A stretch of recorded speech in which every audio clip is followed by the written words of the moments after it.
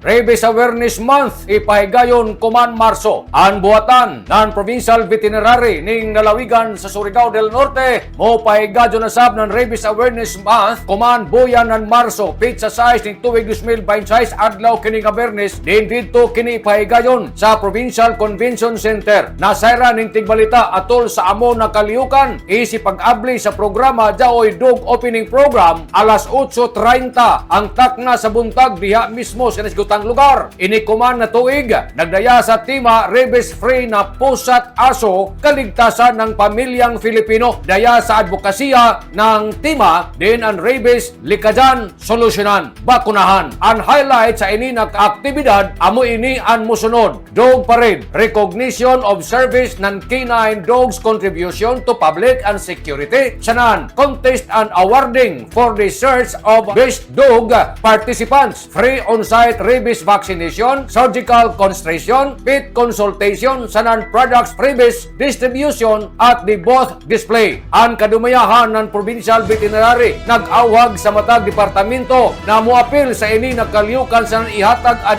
suporta sa ini na importante na panpubliko na kahimsog sa mga binuhing hayop sanan an ato taglaong na Animal Welfare Initiative. So by ni ini si Provincial Governor Lyndon Barbers Milaong na ang kadtong mga pet owners tag-imbitar usab na muapil sa parade sanan muavil sa veterinary services. Kay ini ang ijo pagpartisipar isa ini na makahatag o makakontribuer sanan ato ipaambit ng ato tinguha na ato makabot ang rabies free sa ato probinsya ng Surigao del Norte. Nanukad gikan diri sa Kapitolyo ini si Maritziners Marcon Sim Vlogs Mario Conales sa mula-mulaong salamat. Marajaw na adlaw natong tanan.